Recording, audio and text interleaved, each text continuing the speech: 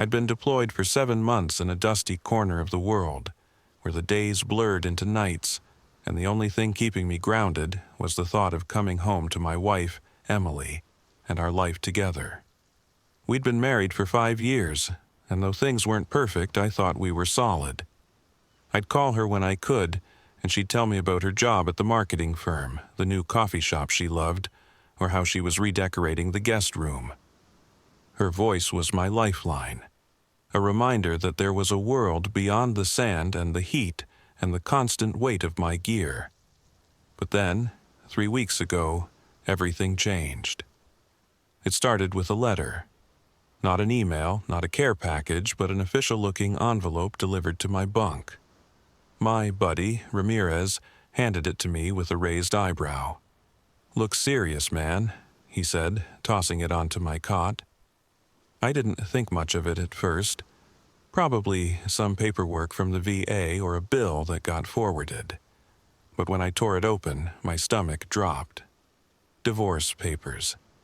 Neatly typed, stamped, and signed by Emily. No explanation, no note, just a cold stack of legal documents demanding my signature to end our marriage. I sat there, staring at the pages, my heart pounding like I'd just run a mile under fire. My first thought was that it had to be a mistake. Maybe someone had forged her signature, or maybe she'd been coerced. Emily wouldn't do this, not while I was halfway across the globe risking my life. We'd had our fights, sure, but nothing that screamed divorce. I tried to call her, but the sat phone kept dropping, and when I finally got through, it went straight to voicemail. I left a message, my voice shaking, asking what the hell was going on. No response. That night, I couldn't sleep. My mind raced, replaying every conversation we'd had over the past few months. Had I missed something? Was she unhappy? I remembered her talking about a new coworker, some guy named Ethan who was so creative and really helped her with a big project. I'd brushed it off. Deployments make you paranoid, and I trusted her. But now, those little details felt like clues. I needed answers, so I did the only thing I could think of. I logged into our joint bank account. That's when the second bomb dropped.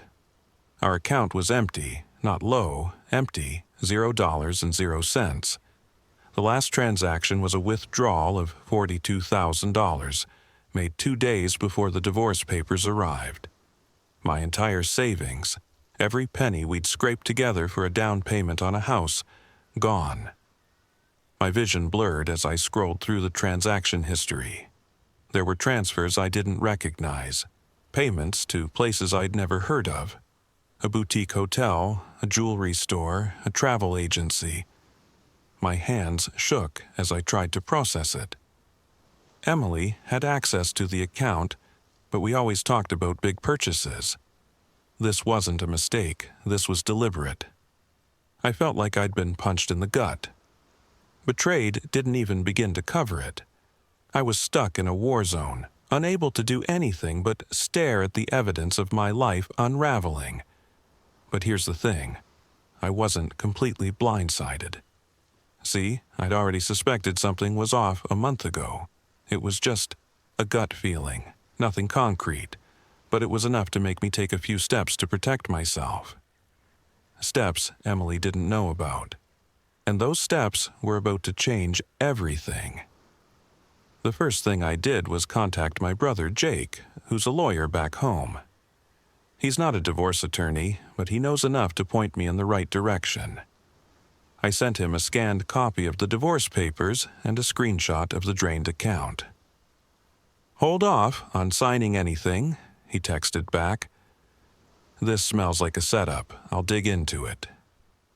Jake's always been the skeptical type, and for once I was grateful for it.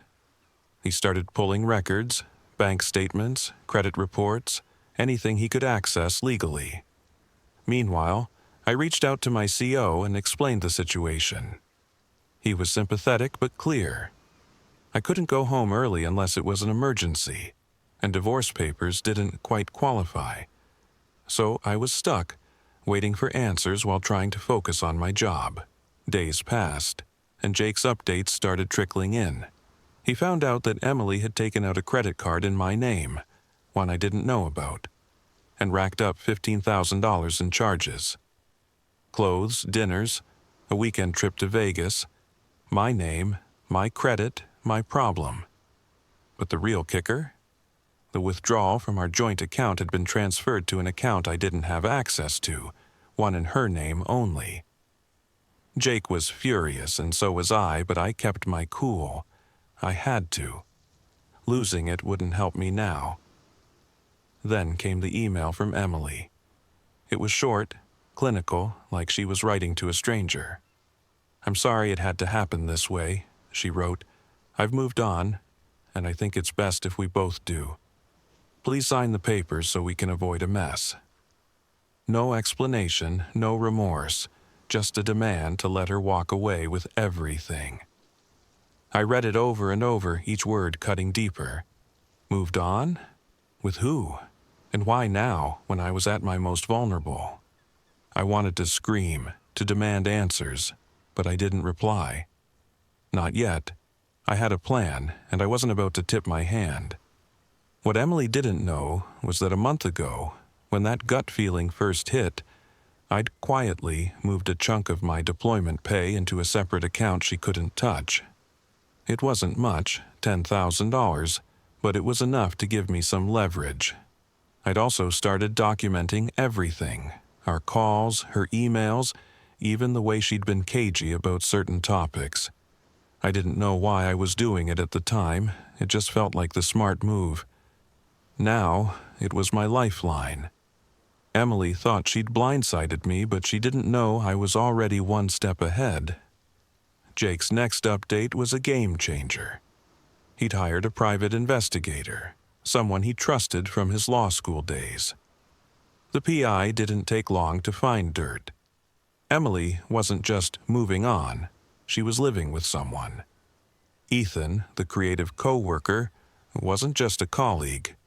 They'd been seen together at restaurants, at her apartment, even at a car dealership where she'd test-driven a convertible using my credit. The PI had photos, receipts, and a paper trail that showed Emily wasn't just leaving me. She was building a whole new life with my money. I sat on my cot, staring at the PI's report, my anger mixing with a strange sense of relief.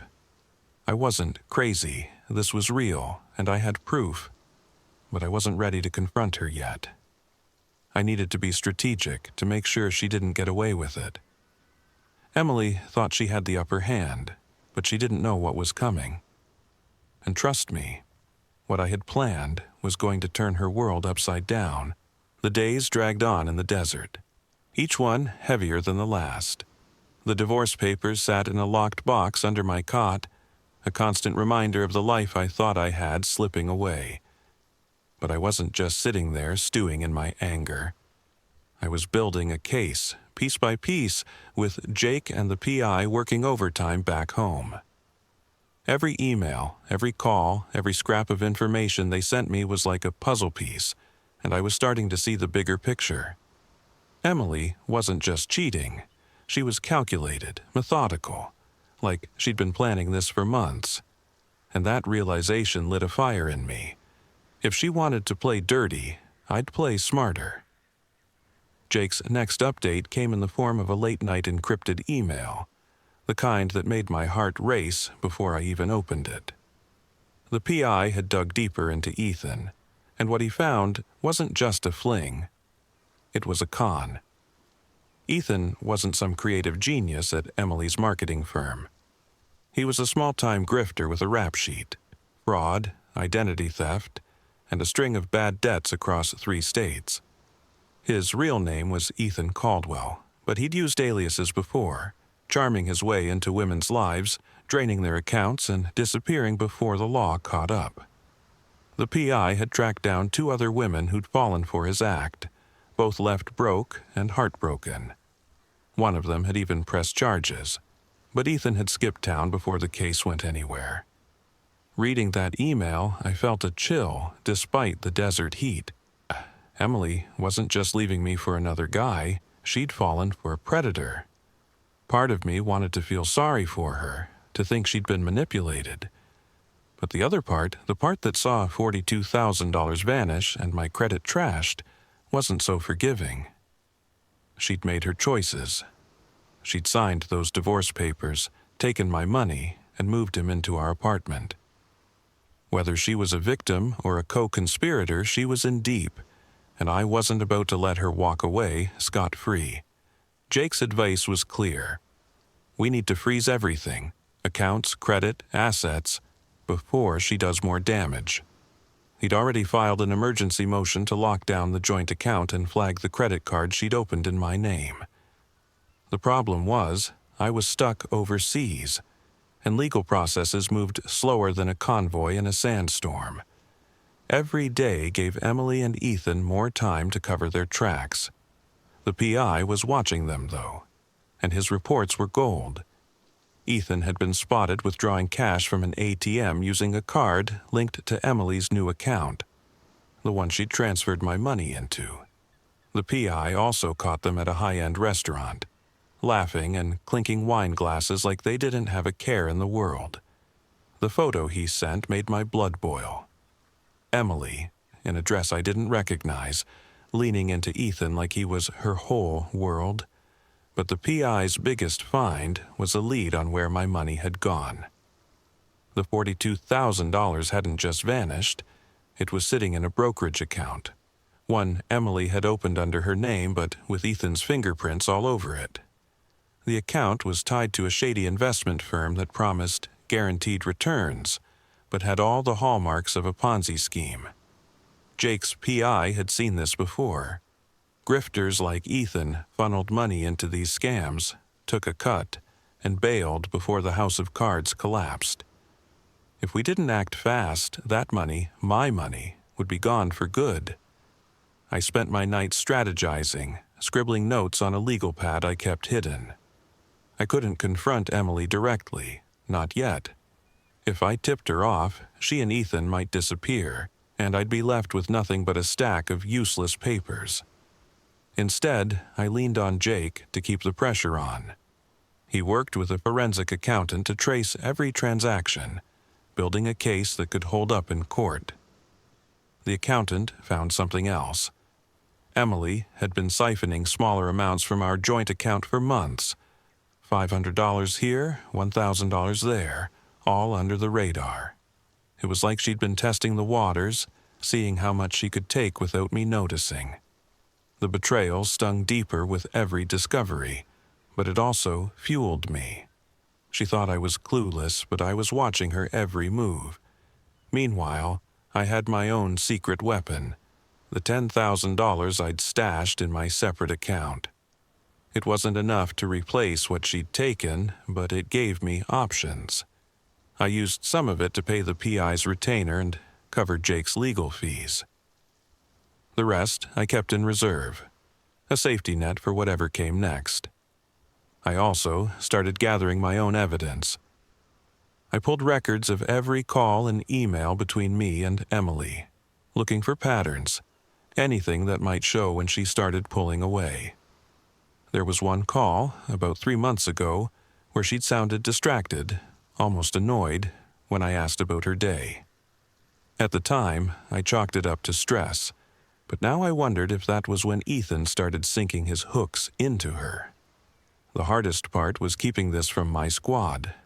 They knew something was up. Ramirez kept asking why I looked like I hadn't slept in a week, but I couldn't tell them the whole story. Not yet. I didn't want pity and I didn't want rumors spreading. But one night, after a long patrol, Ramirez cornered me. "You're carrying something heavy, man," he said, cracking open a warm soda and sliding it my way. "Spill it." I gave him the short version. Divorce papers, empty account, wife gone rogue. His jaw dropped, but he didn't push. Instead, he offered to help, saying his cousin was a cop back home who could look into things. I thanked him, but declined. This was my fight, and I needed to handle it my way. Back home, Jake was closing in. The PI had tapped into Ethan's digital footprint, social media, email aliases, even a burner phone he'd been using to contact the investment firm. The more we learned, the clearer it became that Ethan wasn't just using Emily. He was setting her up to take the fall. If that Ponzi scheme collapsed, her name was on the account, not his. She'd be the one facing fraud charges while he'd be long gone with whatever cash he could grab. It was a twisted kind of justice, but I wasn't about to let it play out that way. Emily had betrayed me, but I wasn't going to let her be Ethan's scapegoat.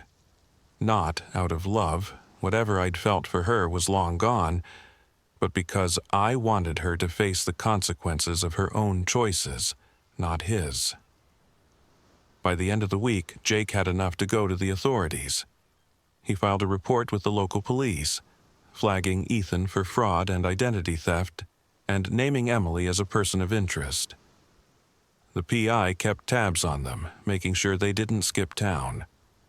But I wasn't ready to pull the trigger yet. I had one more move to make, something that would hit Emily where it hurt most.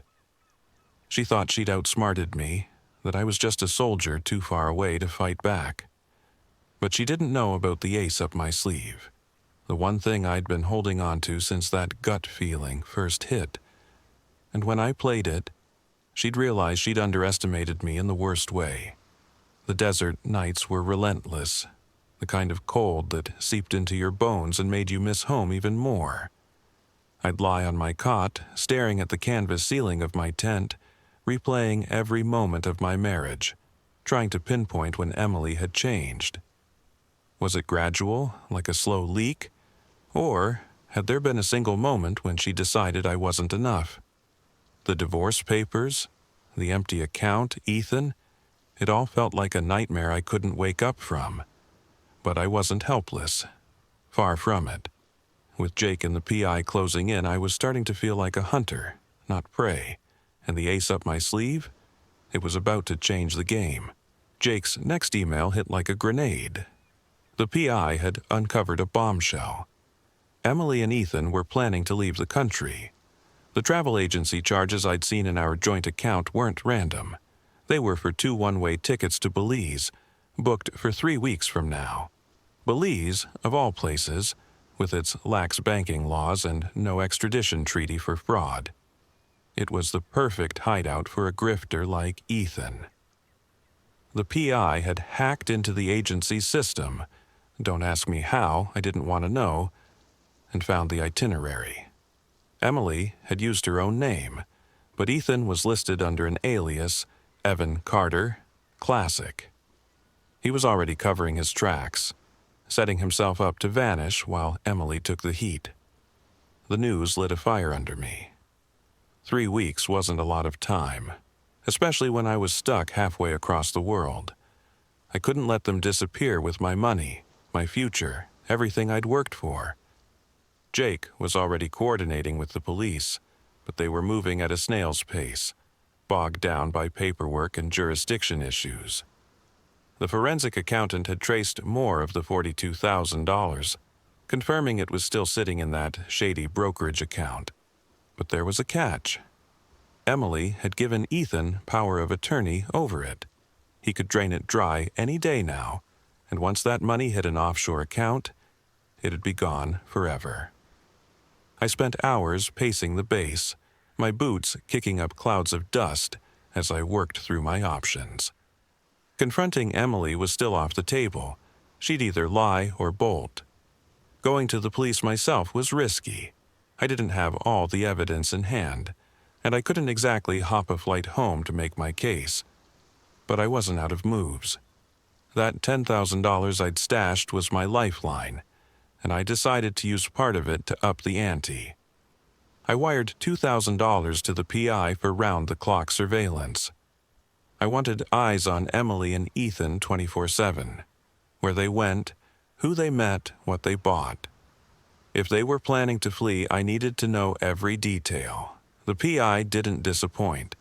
His next report was a goldmine. Ethan had been meeting with a sketchy lawyer, the kind who advertised discreet asset protection on late-night TV. The PI overheard them at a coffee shop, talking about moving funds and cleaning the paper trail. Ethan was paranoid, constantly checking his phone and looking over his shoulder. Emily, on the other hand, seemed oblivious, tagging along like a lovesick puppy. The PI sent me a photo of her outside the lawyer's office, clutching Ethan's arm. Her face lit up with a smile I hadn't seen in years. It hurt more than I expected. Not because I still loved her, but because it was proof of how far she'd fallen. She wasn't just betraying me, she was throwing away her own future for a conman. But the real breakthrough came from an unexpected source, Ramirez. I'd kept him at arm's length, not wanting to drag him into my mess, but he'd been quietly doing his own digging. His cousin, the cop, had a buddy in the FBI's Financial Crimes Unit.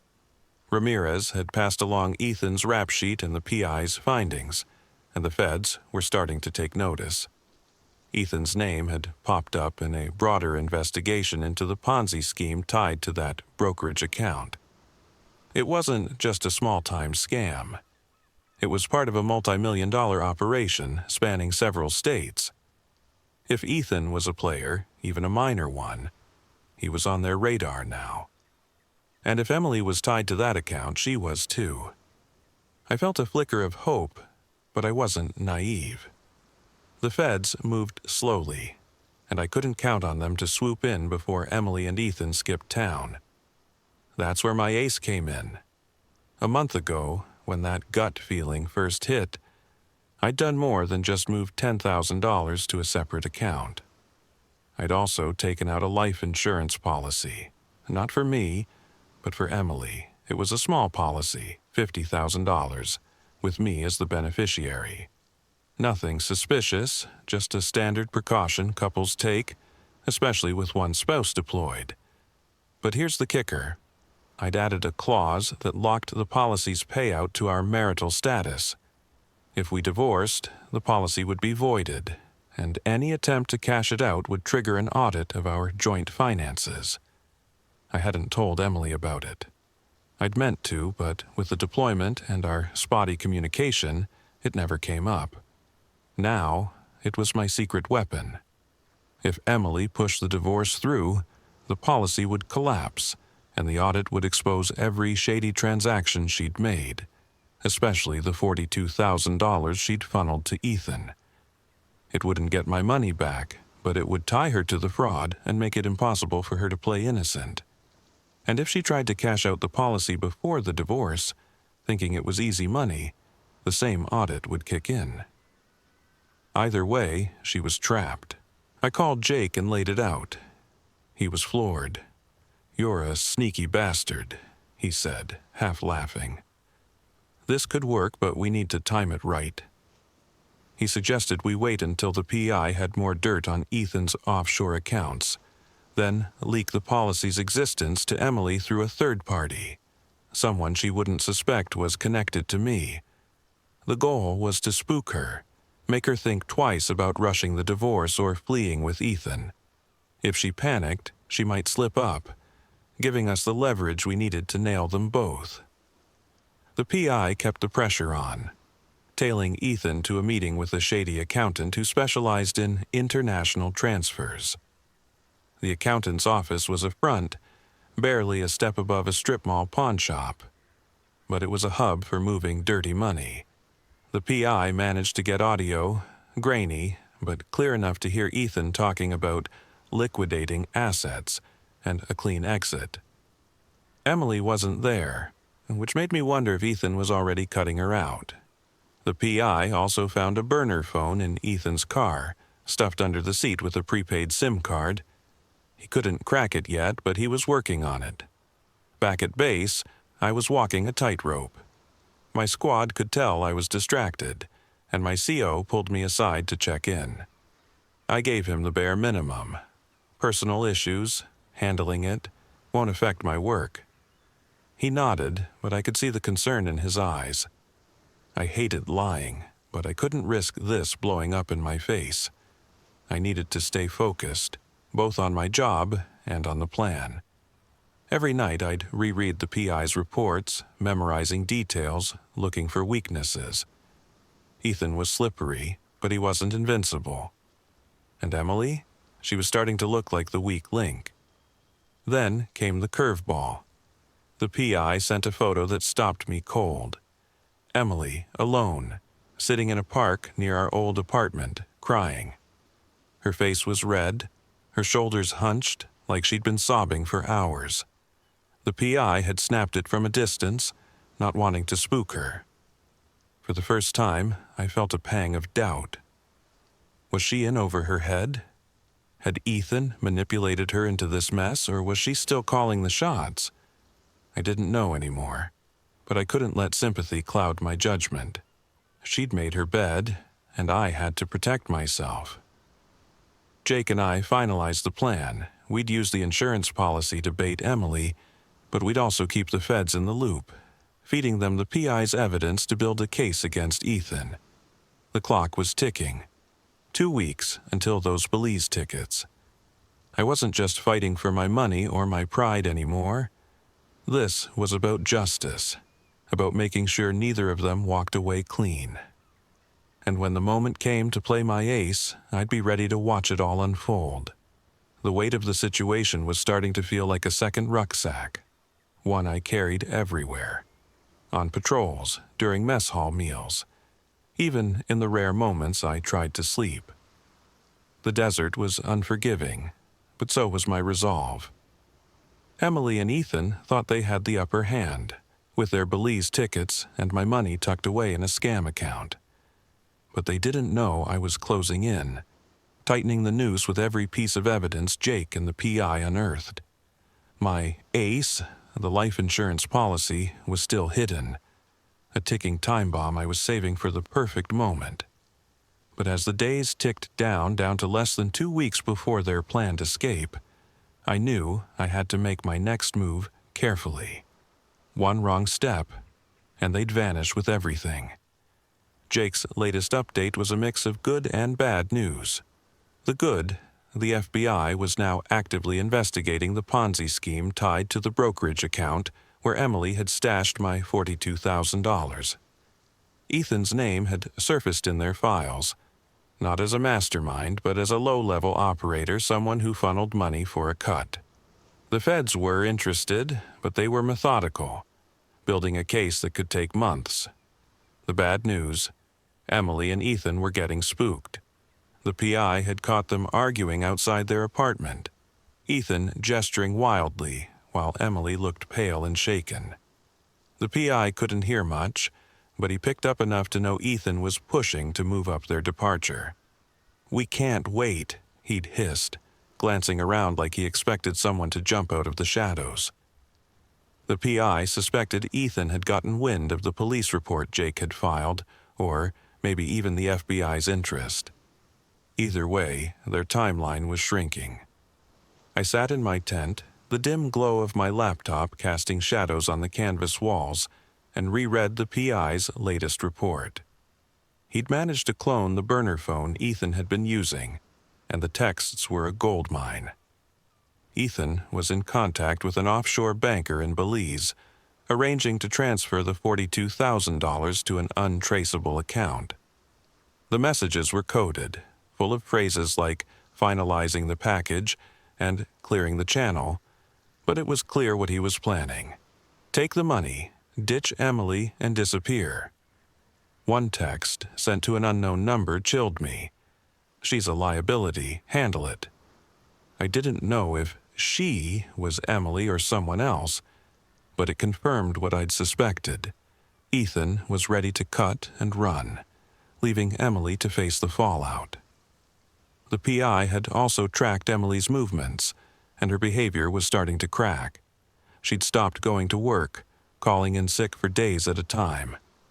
When she did leave the apartment, she was jumpy, constantly checking her phone or looking over her shoulder. The PI sent another photo, this one of her at a bank, withdrawing cash in small stacks, like she was building a go-bag. It was hard to reconcile this paranoid, unraveling woman with the Emily I'd married. the one who'd laugh at my terrible cooking and plan our future over cheap wine. But that Emily was gone, replaced by someone I barely recognized. Part of me wanted to reach out, to warn her about Ethan, but I couldn't. Not yet. She'd made her choices, and I had to protect myself first. Jake had a plan to rattle her, one that would use the life insurance policy without revealing my hand.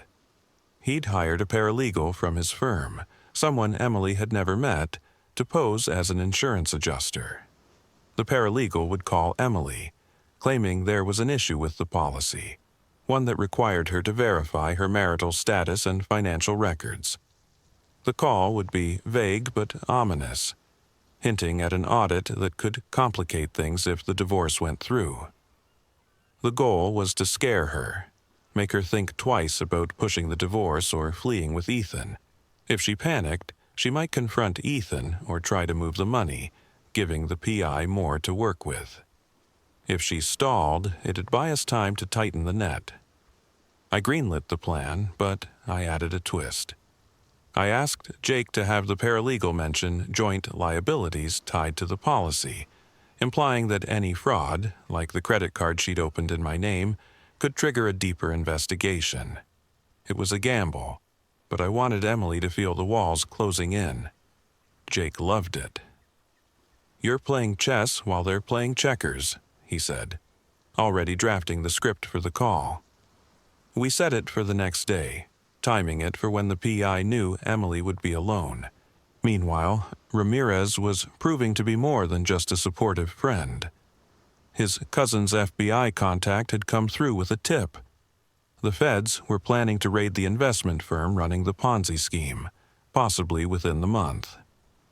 If they could tie Ethan's transactions to the broader operation, he'd be looking at serious time.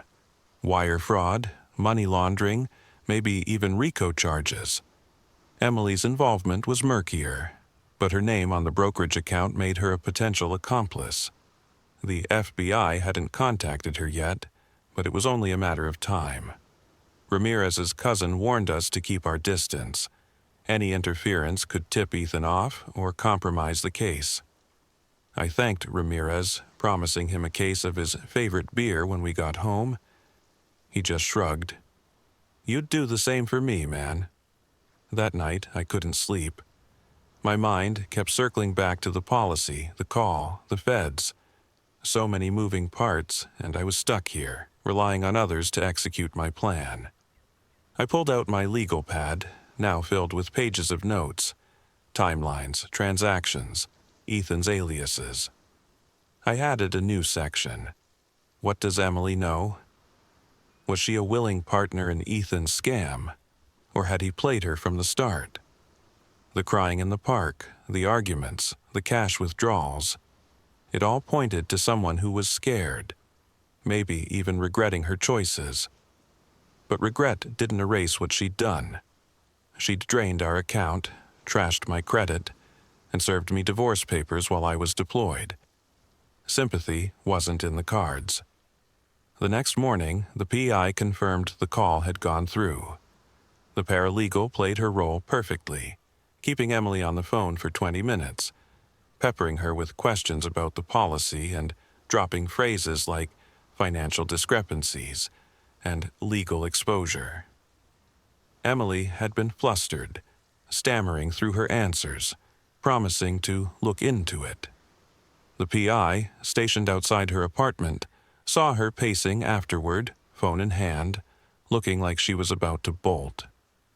She didn't call Ethan right away, which was odd.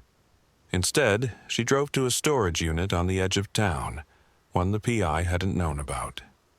She spent an hour inside, emerging with a small duffel bag. The PI couldn't get close enough to see what was in it, but he tailed her back to the apartment, where she locked herself in. Jake and I debriefed over a secure call. The storage unit was a new variable, one we hadn't accounted for. Was she stashing cash? Documents? Something Ethan didn't know about. I told the PI to prioritize the unit, find out what she was hiding, even if it meant bending a few rules. I also asked Jake to push the feds, see if they could expedite their raid. Time was slipping away, and I could feel Ethan's exit plan accelerating. If he got that money offshore, it was game over. As I hung up, a message from the PI popped up. Ethan was at the airport, alone, scoping out the international terminal. No bags, no ticket, just watching the security lines like he was rehearsing. My stomach twisted. He was planning his escape and Emily wasn't with him. Whatever was in that duffel bag, whatever she was hiding, it might be the key to stopping him. I just had to figure out how to use it before he made his final move. The clock was ticking louder than ever, each second pulling me closer to a showdown I couldn't fully control. With less than 10 days until Emily and Ethan's planned escape to Belize, the desert felt more suffocating, like the sand itself was conspiring to bury me. But I wasn't out of the fight. The life insurance policy, the PI's surveillance, the FBI's slow-burning investigation, they were all pieces of a puzzle I was racing to complete. Ethan was at the airport, scouting his exit, and Emily was unraveling, clutching a mysterious duffel bag from a storage unit.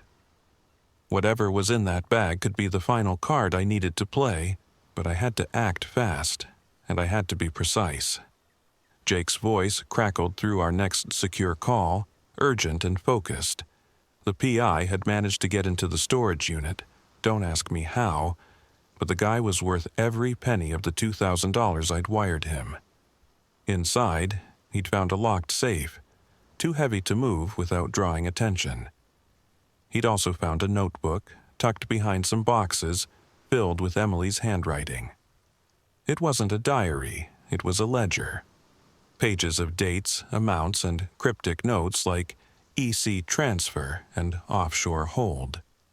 The PI snapped photos of every page before slipping out. The ledger was a roadmap of their scheme, detailing every cent Emily had moved from our joint account to the brokerage, plus smaller transactions I hadn't even noticed. $200 here, $500 there, siphoned over months. But the last entry was the real shock.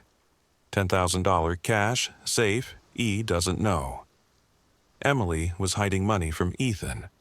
10 grand stashed in that safe, out of his reach.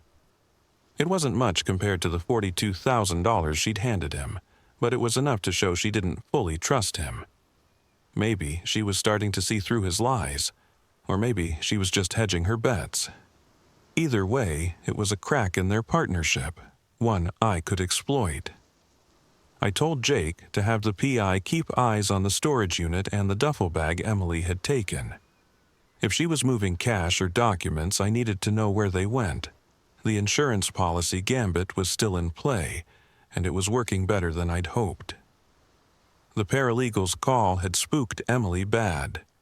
The PI caught her on a burner phone, not Ethan's, a new one, talking to someone in a panic. "They're asking about the policy," she'd said, her voice shaking.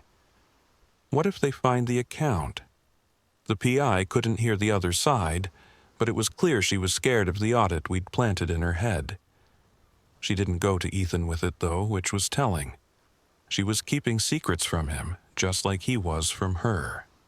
Their house of cards was wobbling, and I was ready to give it a push. Ramirez's FBI contact came through again, with news that felt like a lifeline. The feds had moved up their raid on the investment firm thanks to a tip from another case. It was happening in 3 days. If they could seize the brokerage account before Ethan transferred the $42,000 offshore, I might get my money back, or at least keep him from disappearing with it. The catch?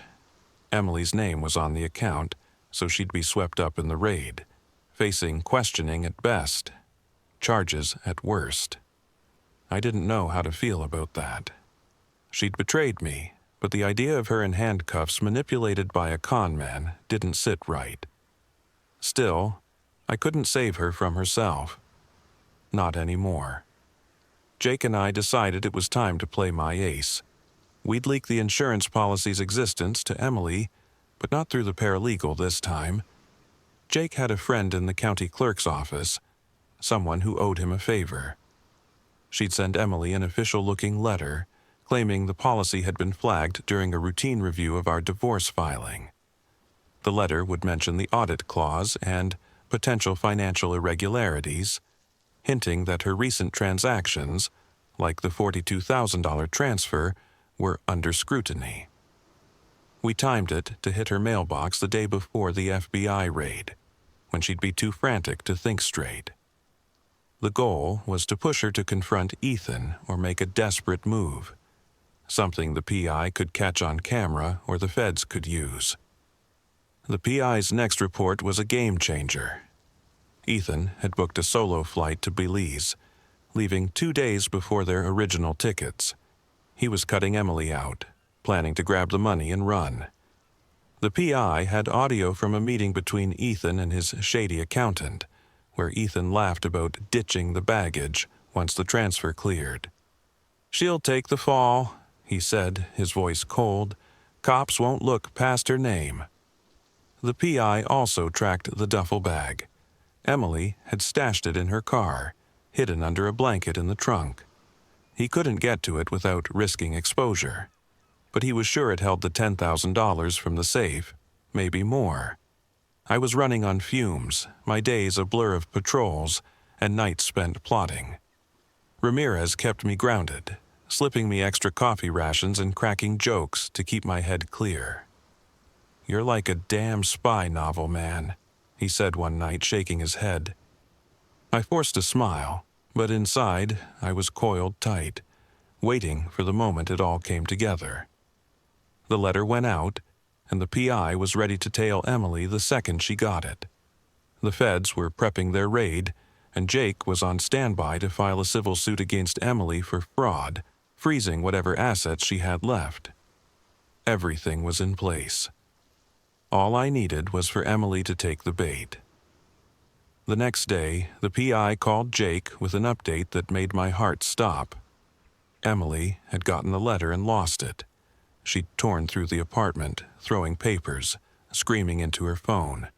Not at Ethan, but at the insurance company, demanding to know why the policy was being audited. Then she'd driven to the storage unit, grabbed the duffel bag from her car, and headed straight to Ethan's lawyer's office.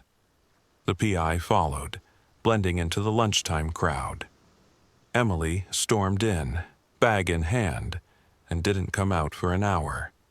When she did, she looked like a ghost, pale, shaking, clutching the bag like it was her only lifeline. The PI overheard her muttering, "He lied to me. He lied."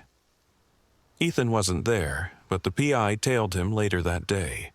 He was at a bar, meeting the offshore banker from his texts, finalizing the transfer. The $42,000 was set to move the next morning, hours before the FBI raid.